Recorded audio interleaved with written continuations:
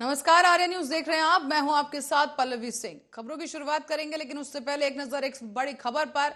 इस वक्त की बड़ी खबर सामने आई है पंचकुला से। यहां आपको बता दें कि पंचकुला पहुंचे हैं राज्य गृह मंत्री अनिल विज, और इसी के साथ ही सेक्टर 5 पुलिस थाने का उन्होंने औचक निरीक्षण किया है। पंचकुला से ये जानकारी सामने आई है, जहां राज्य गृह मंत्री अनिल विज सेक्टर 5 पंचकुला स्टेशन पहुंचे हैं, थाने पर पहुंचे हैं, जहां 4 पुलिस कर्मियों को सस्पेंड कर दिया गया है। बड़ी खबर इस वक्त की आपको बता दें पंचकुला से सामने आई है। यहां राज्य गृह मंत्री अनिल विज औचक निरीक्षण करने सेक्टर 5 पुलिस थाने में पहुंचे हैं। यहां पर निरीक्षण के दौरान अनियमितता और लापरवाही बरते जाने पर 5 पुलिस कर्मियों को सस्पेंड कर दिया गया है।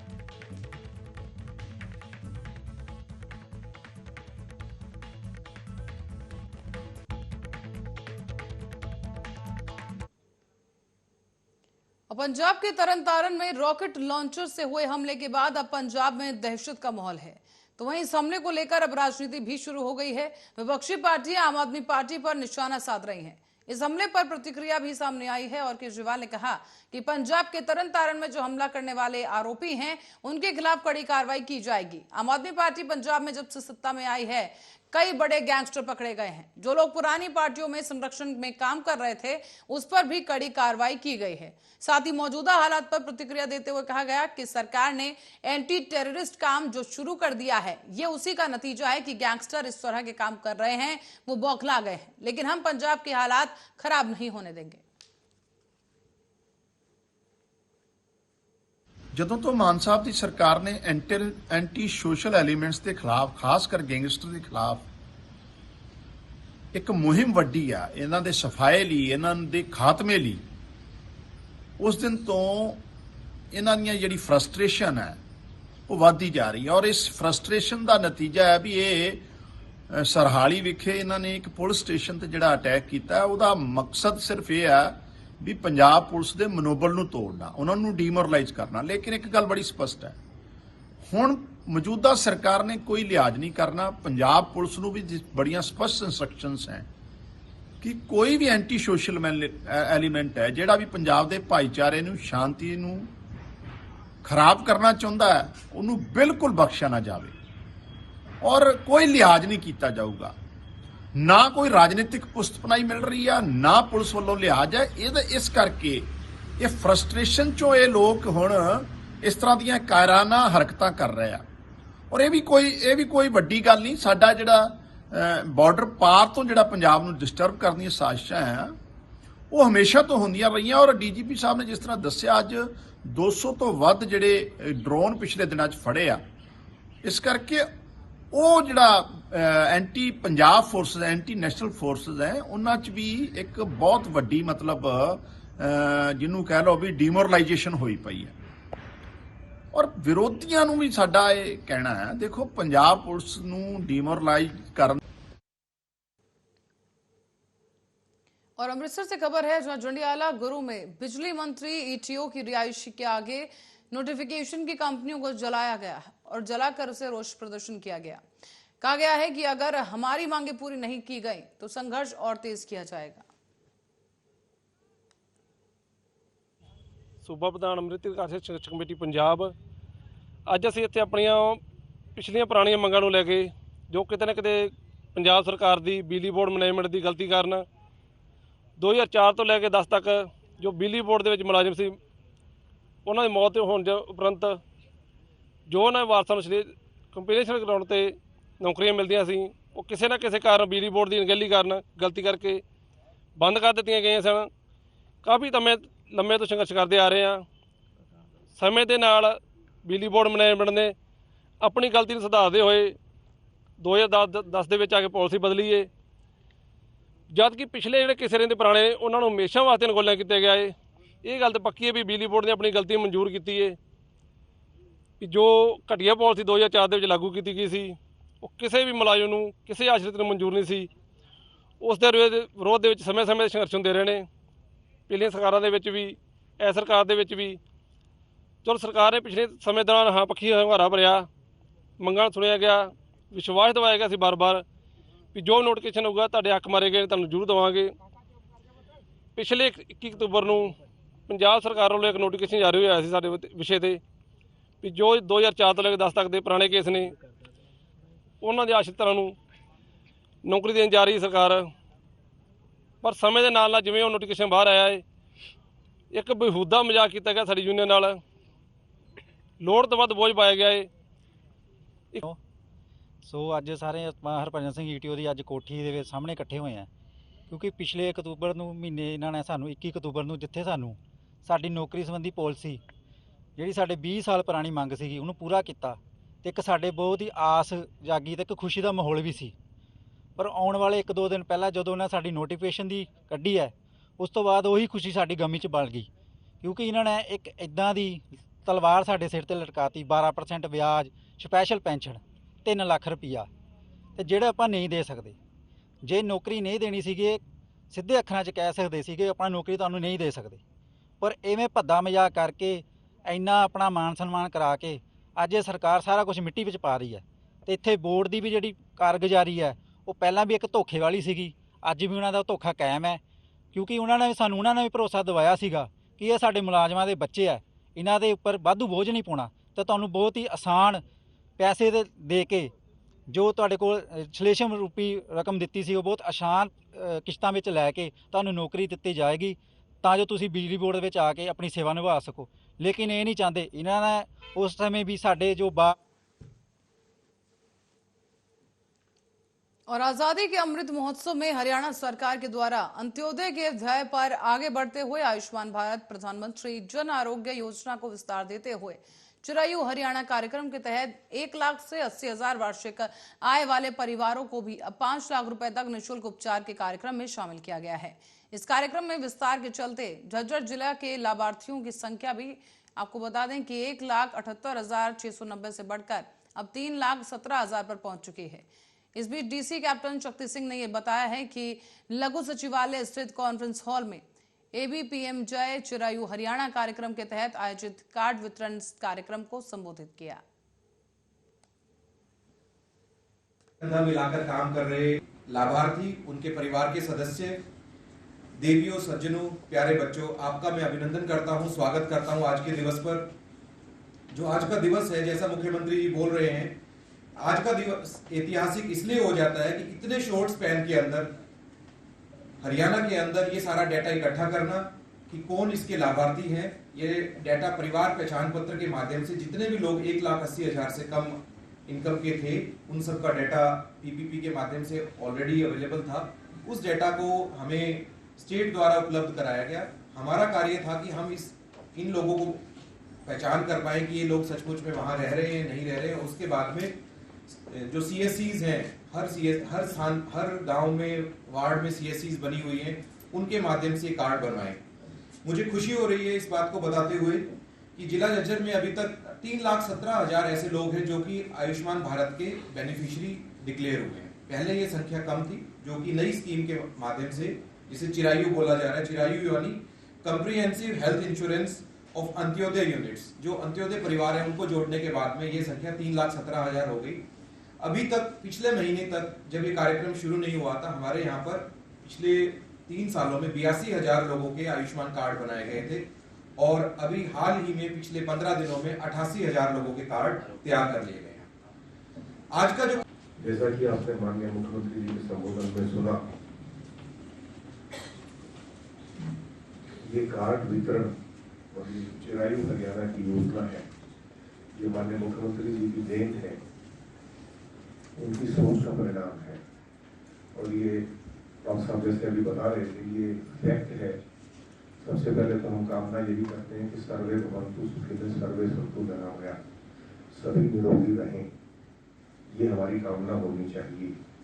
लेकिन अगर दुर्भाग्यवश कोई बीमारी हो जाती है तो डॉक्टर साहब ने तो फिर भी उसको बहुत लाइट कर दिया कि 10-12-15 हज़ार रुपये किसी पड़ोसी से मांगने पड़ते हैं।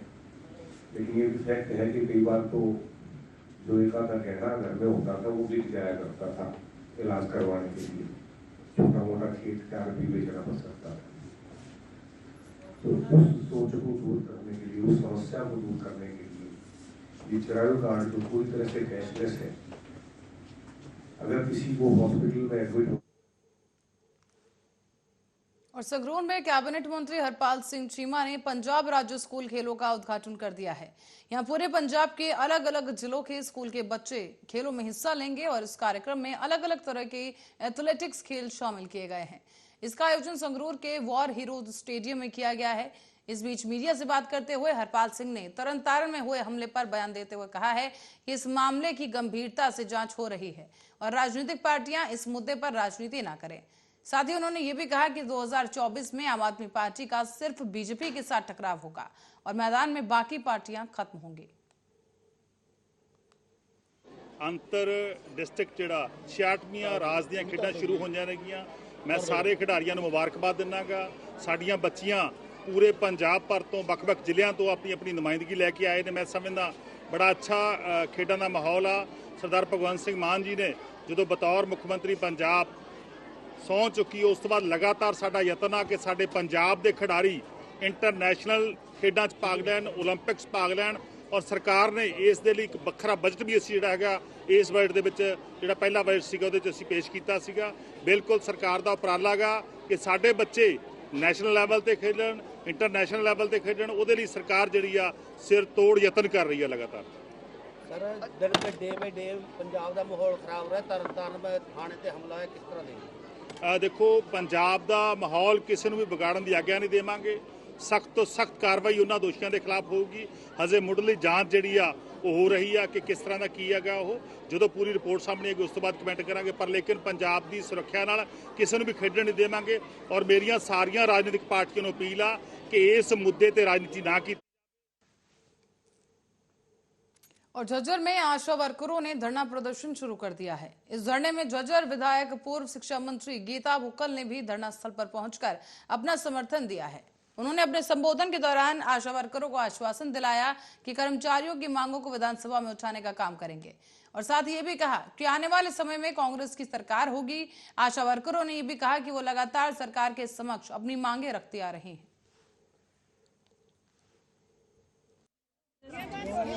नहीं चलेगा, नहीं चलेगा, नहीं चलेगा, चटनी बटनी नहीं चलेगी, नहीं चलेगी, नहीं चलेगी। मांग तो हमारी ये है कि आशा वर्कर को पक्का कर्मचारी बनाया जाए। तब तक पक्का कर्मचारी नहीं बनाया जाता तब तक न्यूनतम वेतन 26,000 रुपये दिया जाए।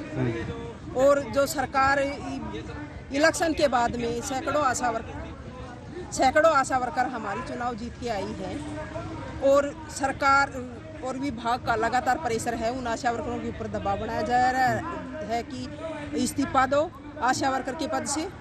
और सरकार एक तरफ से तो कहती है भाई महिला सशक्तिकरण और 33% आरक्षण दे दिया महिलाओं को, तो ये बड़ी विडंबना की बात है कि सरकार एक तरफ से तो बेटी बचाओ बेटी पढ़ाओ के नारे लगा रही है, दूसरी तरफ जो बेटियां बची हुई हैं थोड़ी बहुत सुरक्षित हैं और जो पढ़ी लिखी हैं और अपने गाँव को बेहतर तरीके से चला सकती हैं तो उनसे इस्तीफा मांगा जा रहा है। और ये कहते हैं कि हम ये कहते हैं कि पक्का कर्मचारी बनाओ, तब तो ये कहते हैं कि आशा वर्कर तो समाज सेवी है, तो वो काम करती है तो उसको पैसे मिलते हैं, अगर काम नहीं कर। देखिए सरकार बेटी बचाओ बेटी पढ़ाओ महिलाओं के सशक्तिकरण की बड़ी बड़ी बातें करती है कि उनको बचाएंगे बढ़ाएंगे, हरियाणा प्रदेश में आगे लेकर जाएंगे। 50% महिलाओं को हमने पंचायतों में भागीदारी देने की बात कही है।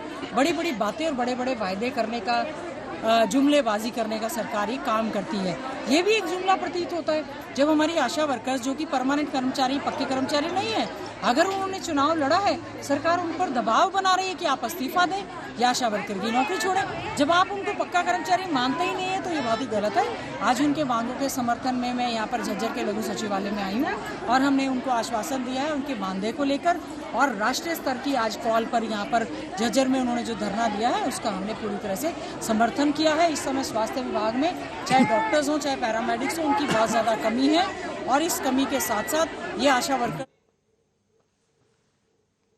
और झज्जर से कांग्रेस विधायक गीता भुक्कल ने कहा है कि राहुल गांधी के द्वारा निकाली जा रही भारत जोड़ो यात्रा से भारत जुड़ रहा है और भाजपा टूट रही है। और पत्रकारों से बातचीत करते हुए ये भी कहा गया कि एक विश्व रिकॉर्ड है कि 3,570 किलोमीटर की यात्रा राहुल गांधी के द्वारा निकाली जा रही है जो कि कन्याकुमारी से शुरू होकर पूरे देश भर में चलाई जा रही है।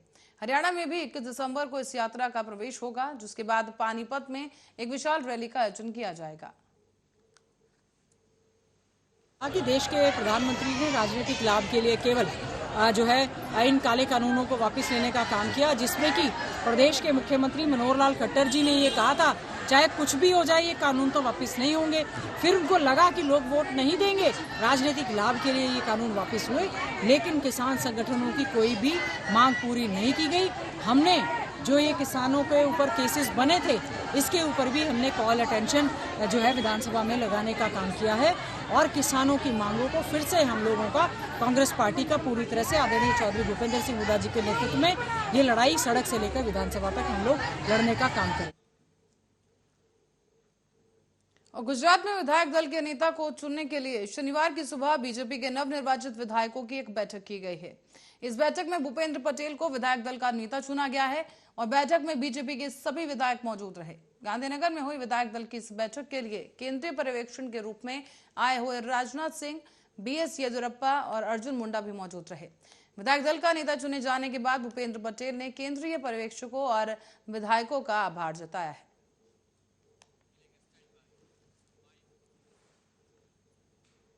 और मैनपुरी में समाजवादी पार्टी कार्यालय पूर्व मुख्यमंत्री पहुंचे हैं। यहां उन्होंने पार्टी के राष्ट्रीय अध्यक्ष अखिलेश यादव ने कहा कि भाजपा सरकार ने जिस तरीके से प्रशासन की मदद से समाजवादी पार्टी को हार दिलाने का काम किया है, मैनपुरी की जनता ने दिखा दिया है कि ये मैनपुरी समाजवादियों और नेताजी की मैनपुरी है।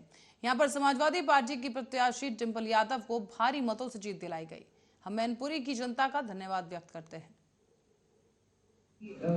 आदरणीय छोटे नेताजी आलू की बेल्ट है और कई बार आलू सड़ जाता है, कई बार आलू का नुकसान होता है, कई बार पैदावार बढ़ जाती है, पैदावार कम हो जाती है, उसका संतुलन नहीं बन पाता है। और हमारा जो किसान है कई बार आलू को लेके चिंतित रहता है कि उसको रेट नहीं मिलता है। तो मैंने मंच से कहा कि समाजवादी सरकार बनेगी तो चाहे हमें 500 करोड़ का भी सब्सिडी देनी पड़ेगी तो वोडका बनाने का कारखाना लगाया जाएगा। ये कोई समाजवादी पार्टी पहली बार नहीं शुरू कर रही है, इससे पहले कई दल के नेता हैं जिन्होंने कोशिश की थी, लेकिन हमने अपने घोषणा पत्र में और मन से मैंने कहा और आज भी कहता हूं आपके सामने कि अपने आलू के किसानों के सही रेट दिलाने के लिए अगर हमें 500 करोड़ की भी सब्सिडी या ग्रांट देनी पड़ती तो हम देते, जिससे कि वोडका का प्लांट लग जाता और वोडका का प्लांट लगने से हमारे किसानों को लाभ होता, बाजार में वोडका पहुंचती और जो पीने वाले होते उनको लाभ पहुंचता। इसमें क्या खराब है भाई? ये बीजेपी वालों को समझ नहीं आ रहा। मैंने पान वाली बात और खैनी वाली बात इसलिए की, कोई व्यक्ति जैसे हम लोग जितने बैठे हैं वो कोई नहीं खा पी रहा है। अगर मुंह में पान होगा तो विकास की बात कैसे करोगे बताओ? जब मुंह में पान भरा होगा तो विकास की बात कैसे करोगे आप? खैनी भरी होगी तो कैसे बात करोगे आप? इसलिए मैंने कहा कि कन्नौज का कैंसर इंस्टीट्यूट बंद है, कार्डियोलॉजी का अस्पताल बंद है। धन्यवाद देना चाहूंगी मैनपुरी के सभी लोगों का, जनों का, जिन्होंने समाजवादी पार्टी को भारी मतों से जिताया है और जिन्होंने इस बात का ध्यान रखा कि पिछले कई दशकों से नेताजी ने यहाँ पे जो विकास कार्य किए हैं, जो विचारों को लेके वे चले हैं सबको साथ लेकर, तो और नेताजी को सच्चा सम्मान देने का जो काम किया है और जो सभी लोगों ने जो इतिहास रचा है, मैं सभी माताओं बहनों को धन्यवाद दूंगी जो निकले हैं और जिन्होंने वोट डाला है और जिन्होंने समर्थन किया है मेरा और मुझे मौका दिया है क्षेत्र की सेवा करने के लिए। और अलीगढ़ मुस्लिम यूनिवर्सिटी के सिटी हाई स्कूल में पढ़ने वाले एक कश्मीरी छात्र अचानक लापता हो गया है। तो वहीं कश्मीर की महबूबा मुफ्ती ने ट्विटर पर अलीगढ़ पुलिस को लापता छात्र की तलाश करने के लिए ट्वीट किया। तो वहीं दूसरी ओर अलीगढ़ पुलिस के द्वारा भी इस मामले में मुकदमा पंजीकृत कर लिया गया है और इस पूरे मामले में अलीगढ़ पुलिस के द्वारा एक CCTV वीडियो जारी किया गया है। इसमें कश्मीरी छात्र स्टेशन पर दिखाई दे रहा है और इस सब पूरे मामले की जांच पड़ताल पर कार्रवाई का आश्वासन भी दिया गया है। सिटी स्कूल मन्ना देवी में अध्ययनरत कक्षा 10 का छात्र मसरूर अब्बास मीर 8 तारीख को कहीं चले गया था, जिसके संबंध में उसके मौसेरे भाई ने तहरीर दी थी, जिस पे मुकदमा पंजीकृत हुआ था। और तफ्तीश करने पर यह जानकारी हुई थी कि इसके द्वारा रामघाट रोड पर एक ATM से 5,000 रुपये निकाले गए और उसके बाद रेलवे स्टेशन पर अकेले। देखिए, मैं आपको एक चीज़ बताऊं, ये जो मसरूर अब्बास मीर साहब है जो जम्मू कश्मीर के तालिब इल्म थे अलीगढ़ मुस्लिम यूनिवर्सिटी में, एक कल से गायब हैं, कल 10 बजे से तकरीबन ये गायब हैं। तो इस हवाले को लेके हालांकि हमने AM एडमिनिस्ट्रेशन या लोकल प्रशासन जो है उनसे रब्ता करने की भरपूर कोशिश की है। वो कह रहे हैं कि हम इसको ट्रेस करने की कोशिश कर रहे हैं, लेकिन हमें कुछ अभी पॉजिटिव रिस्पॉन्ड उनकी तरफ से नहीं मिला है। तो मैं AM जो जम्मू कश्मीर स्टूडेंट्स की यहाँ पे तादाद है, उन सब की तरफ से मैं लोकल, चाहे लोकल एडमिनिस्ट्रेशन हो या AM एडमिनिस्ट्रेशन, हमारा ये मुतालबा है कि आप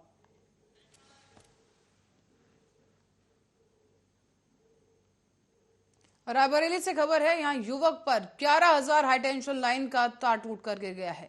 मौके पर एक युवक की मौत हो गई है और जानकारी के अनुसार दोनों युवक जा रहे थे, तभी रास्ते में 11,000 वोल्टेज का लाइन का जो तार है वो टूट गया है। कंटीले तारों पर ये गिरा और इसकी वजह से चपेट में आने की वजह से एक शख्स की मौत हो गई है, जबकि दूसरा गंभीर रूप से जख्मी हुआ है। इसी सूचना पर ग्रामीणों ने पुलिस को सूचित किया और सूचना मिलते ही मौके पर पहुंची पुलिस ने शव को कब्जे में लेकर पोस्टमार्टम के लिए भेज दिया है।